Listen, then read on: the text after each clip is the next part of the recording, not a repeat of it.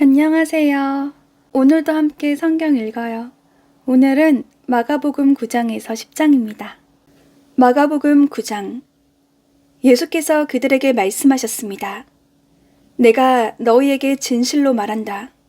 여기 서 있는 사람 가운데 죽기 전에 하나님 나라가 능력을 떨치며 오는 것을 볼 사람이 있다. 6일 후에 예수께서 베드로, 야고보, 요한만 따로 데리고 높은 산으로 올라가셨습니다. 그런데 예수께서 그들 앞에서 모습이 변하셨습니다. 예수의 옷은 이 세상 그 누구도 더 이상 희게 할 수 없을 만큼 새하얗고 광채가 났습니다. 그리고 거기에 엘리야가 모세와 함께 그들 앞에 나타나 예수와 이야기를 나누었습니다. 베드로가 예수께 말했습니다. 주여, 우리가 여기 있는 것이 좋겠습니다. 우리가 초막 3개를 만들어 하나에는 주를, 하나에는 모세를, 하나에는 엘리야를 모시도록 하겠습니다. 모두들 몹시 두려웠기 때문에 베드로는 무슨 말을 해야 좋을지 몰라 이렇게 말했습니다. 그때 구름이 나타나 그들 위를 덮더니 구름 속에서 소리가 들려왔습니다. 이는 내 사랑하는 아들이다. 그의 말을 들으라. 그 순간 그들은 주위를 살펴보았습니다. 그러나 그때는 이미 아무도 보이지 않고 오직 예수만 그들과 함께 계셨습니다. 산을 내려오시면서 예수께서 제자들에게 단단히 일러두셨습니다. 인자가 죽은 사람 가운데에서 살아날 때까지는 지금 본 것을 아무에게도 말하지 말라. 제자들은 이 일을 마음에 새겨두면서도 죽은 사람 가운데서 살아난다는 것이 무슨 뜻인지 몰라 서로 물어보았습니다. 제자들이 예수께 물었습니다. 왜 율법학자들은 엘리야가 먼저 와야 한다고 말한 것입니까? 예수께서 대답하셨습니다. 참으로 엘리야가 먼저 와서 모든 것을 회복시킨다. 그런데 왜 성경에는 인자가 많은 고난을 받고 멸시를 당할 것이라고 기록된 것이냐? 내가 너희에게 말한다. 엘리야는 이미 왔다. 그런데 사람들은 그에 대해 성경에 기록되어 있는 대로 그를 자기들 마음대로 대했다. 그들이 다른 제자들에게 돌아와 보니 그 제자들이 많은 사람들에게 둘러싸여 율법학자들과 논쟁을 벌이고 있었습니다. 사람들은 모두 예수를 보자마자 몹시 놀라며 달려와 맞이했습니다. 예수께서 물으셨습니다. 무슨 일로 이렇게 논쟁하고 있느냐? 무리 가운데 한 사람이 대답했습니다. 선생님, 제가 아들을 데려왔습니다. 그 아이는 말 못하게 하는 더러운 귀신이 들려 있습니다. 귀신이 한번 아이를 사로잡으면 아이가 땅에 거꾸러집니다. 그러면 아이는 입에 거품을 물고 이를 갈면서 몸이 뻣뻣하게 굳습니다. 그래서 선생님의 제자들에게 귀신을 쫓아내달라고 부탁했지만 쫓아내지 못했습니다. 예수께서 말씀하셨습니다. 이 믿음 없는 세대야, 내가 언제까지 너희와 함께 있어야 하겠느냐? 내가 언제까지 너희에게 참아야 하겠느냐? 아이를 데려오라. 그러자 그들이 아이를 예수께 데려왔습니다.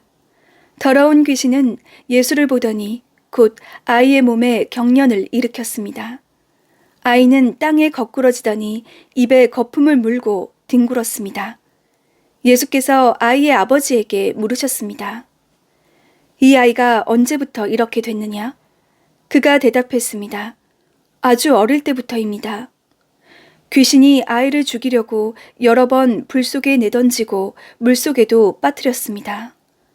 그러나 선생님께서 어떻게든 하실 수 있다면 제발 우리를 불쌍히 여기시고 도와주십시오. 예수께서 말씀하셨습니다. 하실 수 있다면이 무슨 말이냐? 믿는 사람에게는 모든 일이 가능하다. 그러자 곧 아이의 아버지가 소리쳤습니다. 내가 믿습니다. 믿음이 부족한 나를 도와주십시오. 많은 사람들이 이 광경을 보려고 달려오는 것을 보시고 예수께서 귀신을 꾸짖으셨습니다. 듣지 못하게 하고 말 못하게 하는 귀신아, 내가 내게 명령한다. 이 아이에게서 나와 다시는 들어가지 마라. 더러운 귀신은 소리 지르며 아이에게 심한 경련을 일으키더니 나갔습니다. 아이가 죽은 것 같이 돼 누워있자 많은 사람들이 수군거렸습니다. 아이가 죽었나 보다. 그때 예수께서 아이의 손을 잡아 일으키셨습니다. 그러자 아이가 벌떡 일어섰습니다. 예수께서 집 안으로 들어가신 후에 제자들이 따로 물어보았습니다. 어째서 저희는 귀신을 쫓아내지 못했습니까? 예수께서 대답하셨습니다. 이런 귀신은 오직 기도로만 쫓아낼 수 있다. 그들은 그곳을 떠나 갈릴리를 지나가게 됐습니다. 그러나 예수께서는 자기 일행이 어디로 가는지 사람들이 모르기를 바라셨습니다. 이는 제자들을 가르치고 계셨기 때문입니다. 예수께서 그들에게 말씀하셨습니다. 인자는 배반을 당하고 사람들의 손에 넘겨져 죽임당할 것이다. 그러나 3일 만에 그는 다시 살아날 것이다. 그러나 제자들은 그 말씀이 무슨 뜻인지 깨닫지 못했고 두려워서 예수께 묻지도 못했습니다. 그들이 가버나움으로 갔습니다. 집안에 계실 때에 예수께서 제자들에게 물으셨습니다. 오는 길에 너희끼리 왜 논쟁했느냐? 그러자 제자들은 말이 없었습니다. 그들은 길에서 누가 가장 큰 사람이냐 하는 문제로 다투었기 때문입니다. 예수께서 자리에 앉으시면서 12 제자를 불러놓고 말씀하셨습니다. 누구든지 첫째가 되려면 모든 사람의 꼴찌가 돼야 하고 모든 사람을 섬기는 종이 돼야 한다. 예수께서 한 어린아이를 데려와 그들 가운데에 세우셨습니다. 그리고 아이를 팔로 껴안고 제자들에게 말씀하셨습니다. 누구든지 내 이름으로 이런 어린아이 하나를 영접하는 사람은 나를 영접하는 것이고 누구든지 나를 영접하는 사람은 나를 영접하는 것이 아니라 나를 보내신 분을 영접하는 것이다. 요한이 말했습니다. 선생님의 이름으로 귀신을 쫓아내는 어떤 사람을 보고 우리를 따르는 자가 아니어서 우리가 그에게 하지 못하게 했습니다. 예수께서 말씀하셨습니다. 못하게 하지 마라. 내 이름으로 기적을 행하고 나서 바로 나를 욕할 사람은 없다. 누구든지 우리를 반대하지 않으면 우리 편이다. 내가 너희에게 진실로 말한다. 너희가 그리스도의 사람인 것을 알고 너희에게 물 한 잔이라도 주는 사람은 반드시 자기가 받을 상을 잃지 않을 것이다. 또 누구든지 나를 믿는 어린아이들 중 하나라도 죄짓게 하는 사람은 차라리 큰 맷돌을 목에 달고 바다에 던져지는 것이 나을 것이다. 내 손이 너를 죄짓게 하거든 잘라버려라. 2 손을 가지고 영원히 꺼지지 않는 지옥불에 떨어지느니 성하지 않은 몸이 되더라도 생명에 들어가는 것이 더 낫다. 또 내 발이 너를 죄짓게 하거든 잘라버려라. 2 발을 가지고 지옥에 던져지느니 저는 다리로 생명에 들어가는 것이 더 낫다. 또 내 눈이 너를 죄짓게 하거든 뽑아버려라. 2 눈을 가지고 지옥에 던져지느니 한 눈만 가지고 하나님 나라에 들어가는 것이 더 낫다. 지옥은 벌레도 죽지 않고 불도 꺼지지 않는 곳이다. 모든 사람이 소금에 절여지듯 불에 절여질 것이다. 소금은 좋은 것이다. 그러나 소금이 그 짠맛을 잃으면 어떻게 다시 짜게 되겠느냐? 그러므로 너희 가운데 소금을 간직하고 서로 화목하게 지내라. 10장. 예수께서 그곳을 떠나 유대 지방으로 가셔서 요단강 건너편으로 가셨습니다. 그러자 사람들이 또 예수께 몰려왔고 예수께서는 늘 하시던 대로 그들을 가르치셨습니다. 바리새파 사람들 몇 명이 와서 예수를 시험하려고 물었습니다. 남자가 자기 아내와 이혼해도 됩니까? 예수께서 대답하셨습니다. 모세가 어떻게 하라고 명령했느냐? 그들이 말했습니다. 모세는 남자가 이혼 증서를 써주고 아내와 헤어져도 된다고 했습니다. 그러자 예수께서 말씀하셨습니다. 모세가 그런 계명을 쓴 것은 완악한 너희 마음 때문이다. 그러나 하나님께서 세상을 창조하실 때 사람을 남자와 여자로 만드셨다. 그러므로 남자가 자기 부모를 떠나 아내와 더불어 둘이 한 몸이 될 것이다. 따라서 그들이 이제 둘이 아니라 한 몸이다. 그러므로 하나님께서 짝지어 주신 것을 사람이 갈라놓아서는 안 된다. 집안에서 제자들이 예수께 이 문제에 대해 다시 물었습니다. 예수께서 대답하셨습니다. 누구든지 자기 아내와 이혼하고 다른 여자와 재혼하는 사람은 자기 아내에게 간음하는 것이다. 또 그 아내가 자기 남편과 이혼하고 다른 남자와 재혼하는 것도 간음하는 것이다. 사람들이 어린아이들을 예수께 데리고 와 어루만져 주시기를 원했습니다. 그러나 제자들이 그들을 꾸짖었습니다. 예수께서 이것을 보시고 노하시며 제자들에게 말씀하셨습니다. 어린아이들이 내게 오는 것을 허락하고 막지 말라. 하나님 나라는 이런 아이들과 같은 사람의 것이다. 내가 너희에게 진실로 말한다. 누구든지 어린아이와 같이 하나님 나라를 받아들이지 않는 사람은 결코 그곳에 들어가지 못할 것이다. 그러고는 어린아이들을 꼭 껴안아 주시며 손을 얹으시고 축복해 주셨습니다. 예수께서 밖에 나가려고 하시는데 한 사람이 예수께로 달려와 그 앞에 무릎을 꿇고 물었습니다. 선하신 선생님, 제가 영원한 생명을 얻으려면 어떻게 해야 합니까? 예수께서 대답하셨습니다. 내가 왜 나를 선하다고 하느냐? 오직 하나님 한 분 외에는 선한 분이 없다. 내가 살인하지 말라, 간음하지 말라, 도둑질하지 말라, 거짓 증언하지 말라, 사기치지 말라, 부모를 공경하라 하는 계명들을 알고 있을 것이다. 그가 말했습니다. 선생님, 저는 어릴 때부터 이것들을 모두 어김없이 지켜왔습니다. 예수께서 그를 쳐다보고 사랑스럽게 여기시며 말씀하셨습니다. 내게 한 가지 부족한 것이 있다. 가서 내가 가진 것을 모두 팔아 가난한 사람들에게 나눠주어라. 그리하면 하늘에서 보물을 얻게 될 것이다. 그리고 와서 나를 따라라. 이 말씀을 듣자 그 사람은 무척 근심스러운 얼굴로 슬퍼하며 떠나갔습니다. 그가 대단한 부자였기 때문입니다. 예수께서는 제자들을 둘러보시고 말씀하셨습니다. 부자가 하나님 나라에 들어가기가 참으로 어렵다. 제자들은 예수의 말씀에 무척 놀랐습니다. 그러자 예수께서 다시 말씀하셨습니다. 얘들아, 하나님 나라에 들어가기가 얼마나 어려운지 부자가 하나님 나라에 들어가는 것보다 낙타가 바늘귀를 지나가는 것이 더 쉽다. 제자들은 더욱 놀라서 서로 수군거렸습니다. 그러면 도대체 누가 구원받을 수 있다는 말인가? 예수께서 그들을 보시고 말씀하셨습니다. 사람은 할 수 없지만 하나님께서는 하실 수 있다. 하나님께는 모든 것이 가능하다. 베드로가 예수께 말했습니다.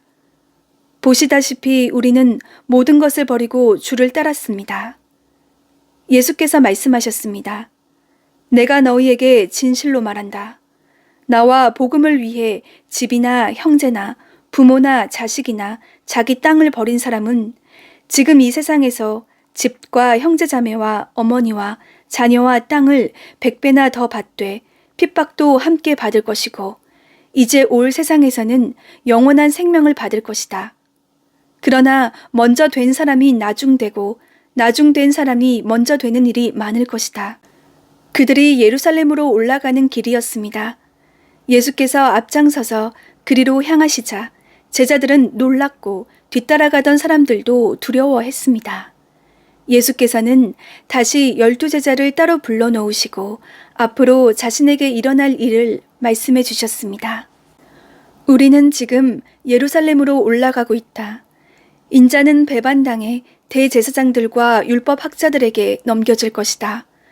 그들은 인자를 죽이기로 결정하고 이방 사람들에게 넘겨줄 것이고 이방 사람들은 인자를 조롱하고 침을 뱉고 채찍으로 때린 뒤 죽일 것이다. 그러나 3일 만에 그는 다시 살아날 것이다. 그러자 세베대의 두 아들 야고보와 요한이 예수께 다가와 말했습니다. 선생님, 저희의 소원을 들어주시기 원합니다. 예수께서 물으셨습니다. 내가 너희에게 무엇을 해주었으면 좋겠느냐? 그들이 대답했습니다. 주께서 영광의 자리에 앉으실 때 저희 중 하나는 오른편에 하나는 왼편에 앉게 해주십시오. 예수께서 그들에게 말씀하셨습니다. 너희가 지금 무엇을 구하고 있는지 알고 있느냐? 내가 마시는 잔을 너희가 마시며 내가 받는 세례를 너희가 받을 수 있겠느냐? 그들이 대답했습니다. 할 수 있습니다. 예수께서 그들에게 말씀하셨습니다. 너희도 정말 내가 마시는 잔을 마시고 내가 받는 세례를 받을 것이다. 그렇지만 내 오른편이나 왼편에 앉는 것은 내가 정해주는 것이 아니다. 그 자리는 미리 정해놓은 사람들에게 돌아갈 것이다. 다른 10명은 이 말을 듣고 야고보와 요한에게 분개했습니다. 예수께서는 그들을 함께 불러놓고 말씀하셨습니다. 너희도 알듯이 이방 사람의 통치자라는 사람들은 백성들 위에 군림하고 그 고관들도 권력을 행사한다. 그러나 너희는 그렇게 해서는 안 된다. 오히려 누구든지 너희 중에서 큰 사람이 되고 싶은 사람은 너희를 섬기는 자가 돼야 하고 누구든지 으뜸이 되려는 사람은 모든 사람의 종이 돼야 한다. 인자 역시 섬김을 받으러 온 것이 아니라 섬기러 왔고 많은 사람들을 구원하기 위해 치를 몸값으로 자기 생명을 내어주려고 온 것이다. 그들은 여리고로 갔습니다. 예수와 제자들이 많은 사람들과 함께 그 성을 떠나려는데 디메오의 아들 바디메오라는 눈먼 사람이 길가에 앉아 구걸하고 있다가 나사렛 예수라는 말을 듣고 소리치기 시작했습니다. 다윗의 자손 예수여, 나를 불쌍히 여겨주십시오. 많은 사람들이 그를 꾸짖으며 조용히 하라고 했습니다. 그러나 그는 더욱더 큰 소리를 질렀습니다. 다윗의 자손이여, 나를 불쌍히 여겨주십시오. 예수께서 걸음을 멈추시고 말씀하셨습니다.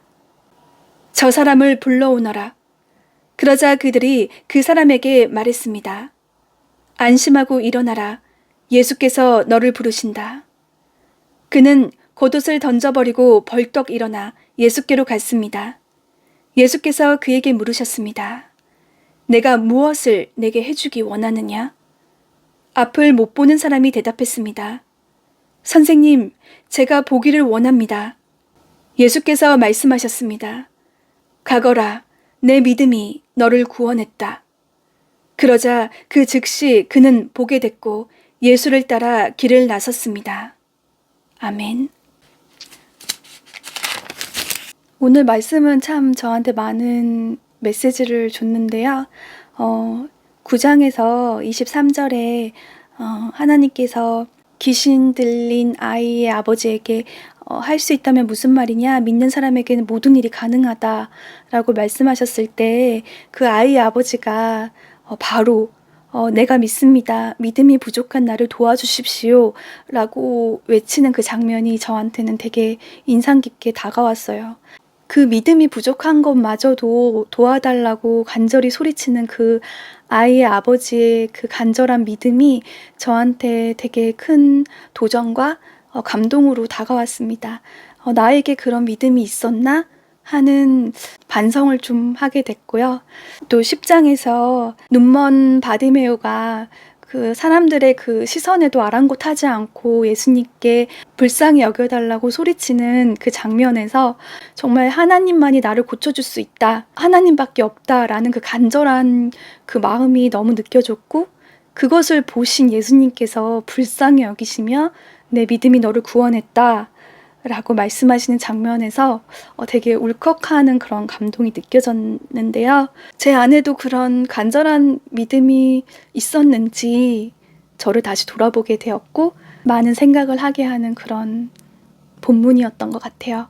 여러분들도 각 그 말씀에서 느껴지시는 그런 깨달음과 도전, 감동 이런 말씀 구절들이 다양하게 있으실 거라 생각이 드는데요.